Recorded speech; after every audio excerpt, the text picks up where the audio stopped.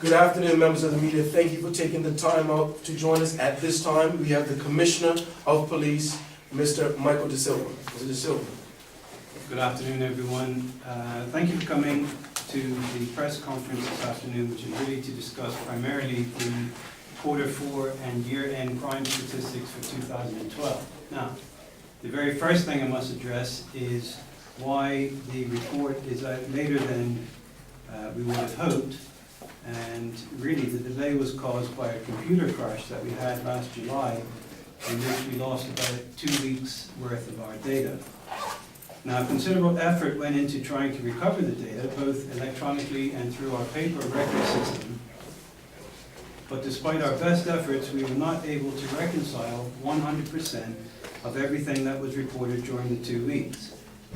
What we have done is ensured that all major crime and all serious crime and anything to do with gun crime has been accurately reflected in the report. But it is likely, however, that some minor complaints are not included, and that means we cannot verify the report as 100% complete. Having said that, the impact of the 2-week data loss will only be negligible to the final result. Now, turning to the crime report itself, there is, as is usually expected, some good news and some not so good news. For clarity, my comparisons are year to year as opposed to quarter to quarter. The overall picture is that the long-term trend of total crime in Bermuda continues to be decreasing. Total crime in 2012 was 3,989 offenses, down 8.7% from the year before, which was 4,371. This is the lowest annual crime rate in over 12 years. The rates of firearm incidents are below the numbers in 2010, but still much higher than anyone would want them to be. Comparing the last 3 years, there were 54 confirmed firearm incidents in 2010, 26 in 2011, and 30 firearms incidents in 2012. 7 gun murders were committed in 2010, with 29 shooting injuries. 5 murders in 2011, with 11 injuries, and 5 murders in 2012, with 7 injuries. Crimes against the community, which include antisocial behavior and all firearm offenses, stands at 772 for the year, which is the lowest since 2009, but it is not lower than the rates of 2008 and earlier. Crimes against property, which includes all categories of burglary, stands at about 2,500 offenses, which is the lowest rate in several years. It represents an 11% reduction over the year before and a reduction of about 1,000 offenses when compared with 2009. Road traffic collisions continue to fall for the 5th year in a row, and the total number of 1,815 is a reduction of 7% from the previous year. For 2 years now, the total number of collisions remain below 2,000 annually. However, the number of fatal traffic collisions continues to be extremely worrying. And by comparison, Bermuda recorded 17 fatalities in 2008, 13 in 2009, 13 in 2010, 9 in 2011, and 9 in 2012. A new category in this year's report is the measurement of enforcement activity using the Proceeds of Crime Act. And this has been brought about mainly by amendments to Section 50 of the Act that provide for the seizure of cash and valuables that are suspiciously held. Approximately $340,000 worth of cash was seized in 2012. A further $632,000 was ordered by the court to be confiscated, and about $200,000 was ordered by the court to be forfeited, for a total of $1.172 million. That is a summary of the highlights of the report, and I want to add a preview of some of the policing plans we are developing this year. Clearly, the 4 operational priorities that we've had for the last 3 years cannot change. Guns, gangs, drugs, and violence are still causing Bermuda the most harm and the most fear.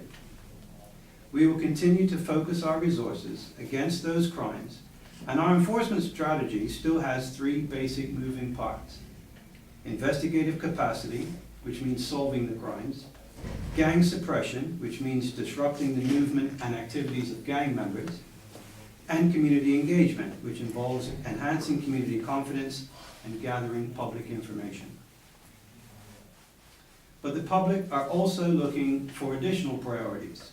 On the 31st of January, you'll recall, we held a town hall meeting at St. Paul's Centennial Hall.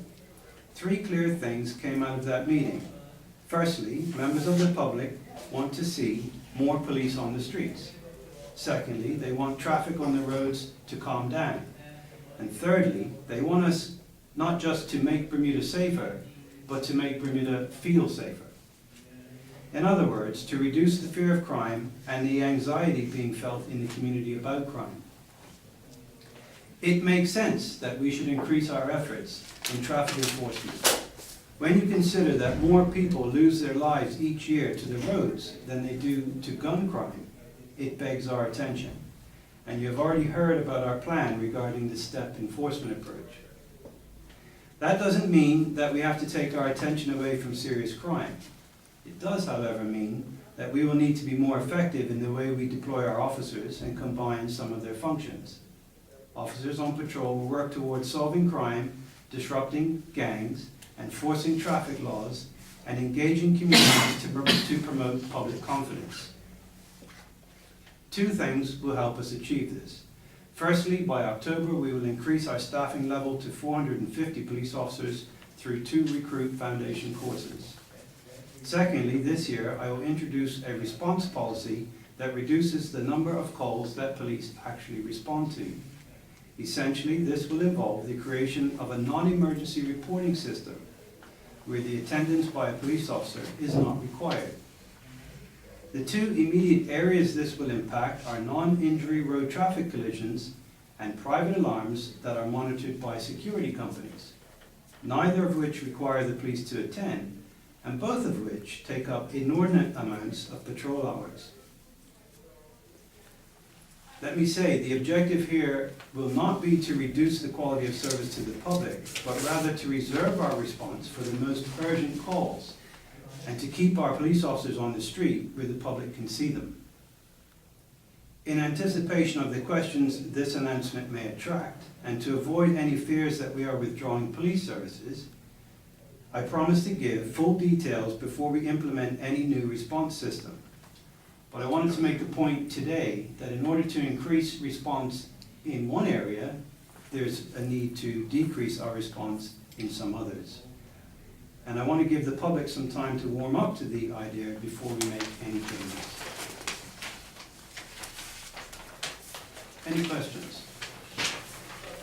Mr. DeSilva, just off the top of my head, this second last paragraph where you discuss introducing a response policy, Gazette did a story a few months ago with Carlton Crockwell in which he discussed some of these along. Is that an expansion of what he was talking about? Certainly that's a piece of it.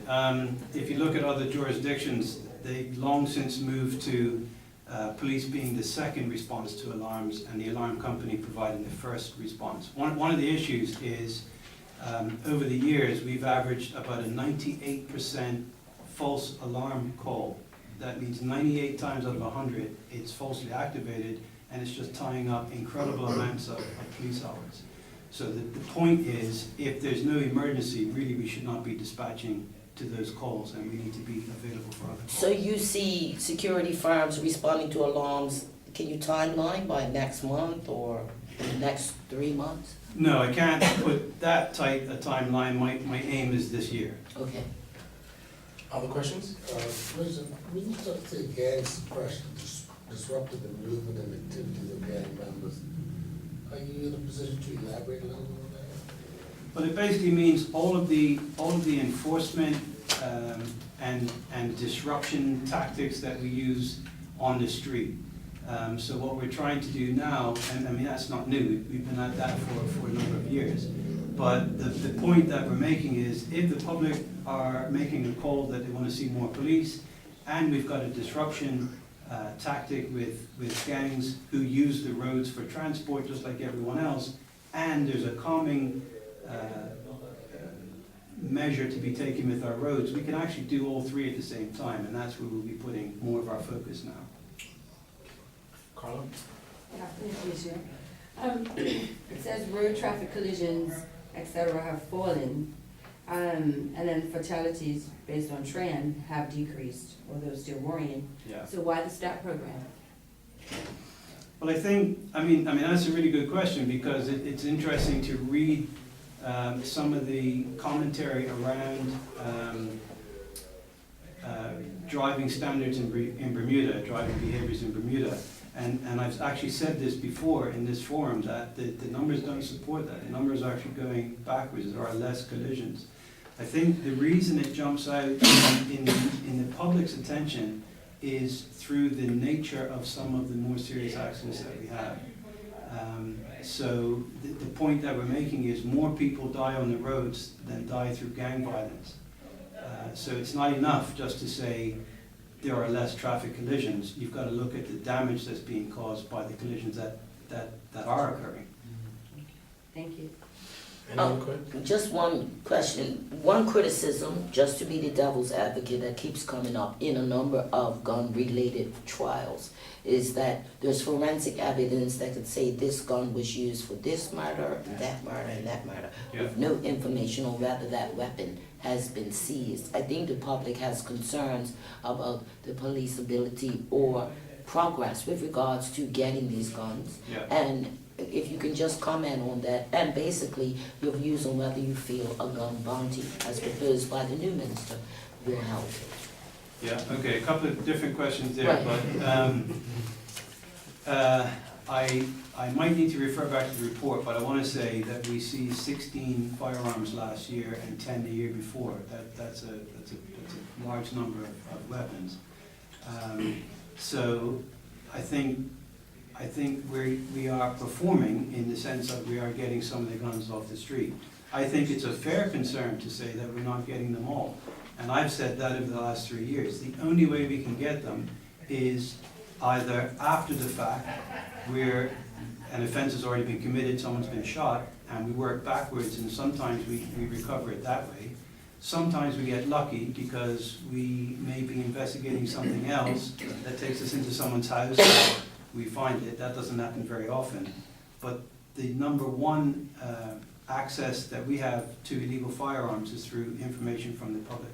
And that hasn't changed in 3 years. So if the public give us information, we find them. If they don't give us information, we don't find them. And the bounty?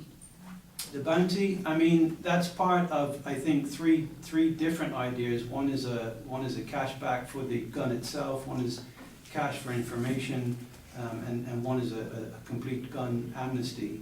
I think all three have merits, but I think what's been working the best in Bermuda is the information from the public. And we said with Crime Stoppers some time ago that if you can actually make it worth the people that have this information, if you can make it worth their while to turn the gun in, and you can do that through a financial reward, I should expect it would achieve results. And just one final, have you noticed a change in public sentiment when it comes to coming forward with information? Is the table turning? I think that's been turning for a number of years now, and you look at the number of trials that we've had. We, as of yesterday, now have 34 convictions in the last 3 years against murder, attempted murder, and gun crime. Now, a lot of those trials were successful because of the forensic evidence, but equally is the amount of testimony that members of the public are giving. So that tide's been turning for a number of years now. Okay, thank you. Commissioner? Yes. Does the police service have any idea of how many guns are out there? Get the question every year this time. It's impossible to tell. I think you look at a couple of different streams of data. One is we've taken about 26 guns off the street in the last couple of years, and two, just about in every gun trial that we have, the weapon has been, as the point was made, the weapon has been linked to other offenses. And when you start to add all that up, it's still not possible to say how many guns, but I think we can conclude that there's not enough, or the number is sufficiently low, that there's a need to recycle, reuse, borrow, rent, and all of that. Okay. If not, looks like it's all. That's it for me. Ladies and gentlemen, thank you so much for your time. Thank you. Everyone.